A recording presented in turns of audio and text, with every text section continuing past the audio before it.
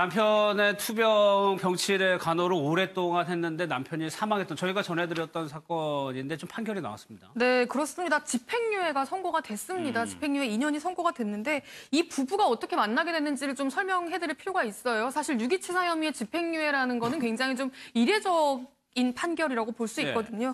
이 두 부부가 만난 건 2004년입니다. 2004년에 만나서 이제 잘 지내고 사실혼 관계로 있었는데 그러다가 1년 만에 남편이 모야모야병이라는 희귀병에 걸렸다는 사실을 아내가 알게 돼요. 그러니까 사실혼 관계였던 그때는 동거녀였죠. 알게 됐는데 그럼에도 불구하고 2008년에 혼인신고를 하고 그냥 같이 삽니다.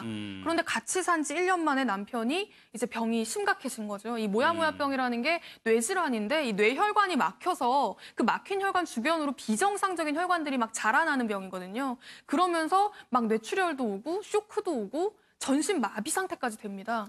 그러니까 사실상 한 2008년에 혼인신고하고 2010년부터는 전신 마비인 남편을 돌보는 일에만 거의 매진을 한 거예요. 거의 7년 가까이를. 그러다가 이제 작년 7월에 이 남편이 전신마비 상태라 음식을 섭취할 수가 없으니까 배에 이제 튜브 같은 걸 하나 삽입을 하고 여기로 이제 영양을 공급해 주는데 집에서 보는데 이 관이 빠져 있는 겁니다. 그럼 이제 바로 병원으로 옮겨서 이 관을 다시 삽입하는 수술을 해야 되는데 그 조치를 이 아내가 하지 않습니다.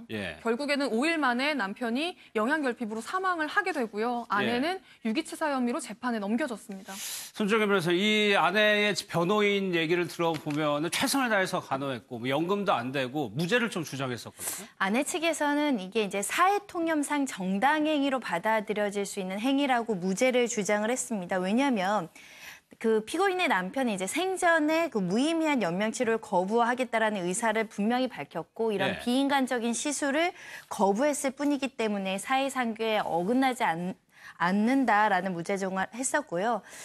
유죄라고 하더라도 12년간이나 남편을 병상에서 지켰다는 것이고 욕창 하나 없을 정도로 정말 극진히 최선을 다해서 간호를 했다. 그런데도 이렇게 이제 법정에 이르러서 선처를 구했는데 이 사건이 조금 사회적으로 우리 사회에서는 아직 연명 치료를 거부한다거나 안락사가 허용되거나 이러지 못하거든요. 다만 사회적으로는 이렇게 좀 어떻게 보면 그 본인이 원하지 않는데 어떤 존엄한 죽음을 맞을 권리가 있느냐 없느냐에 대한 논란도 있었기 때문에 재판부에서 국민참여 재판까지 했던 것 같고 국민참여 배심원들 9명은 그런 참작할 점들이 있다고 하더라도 이것은 유죄이다. 남편에게 적절한 치료나 여러 가지 그 조치를 하지 않아서 죽음에 이르게 한 거는 유죄로밖에 볼 수 없다.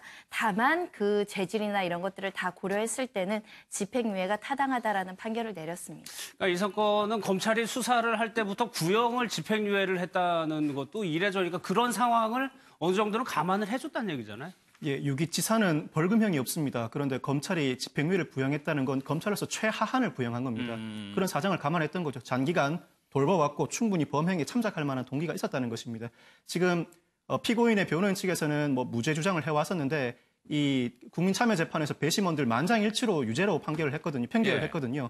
유죄로 판결한 걸 재판부는 가급적 따라야 되고 따르지 못하면은 그 이유를 밝혀야 되는데 재판부가 이 유죄라는 건 따랐고 그리고 양형 토의를 합니다. 배심원들이. 양형이 토의가 대다수가 징역 1년의 집행유예를 권고했고 그것도 재판부가 그대로 받아들입니다. 그러면서 재판부가 충분히 그런 사정, 배심원 일반인의 그 감정도 마찬가지이기 때문에 재판부도 충분히 참작할 만한 범행 동기가 있었고 이 정도에서 노력해 왔는데 사회가 외면했던 점을 결코 부인할 수가 없기 때문에 유기치사로서는 굉장히 이례적이게 징역 1년의 집행유예 2년을 선고하게 된 것입니다. 알겠습니다.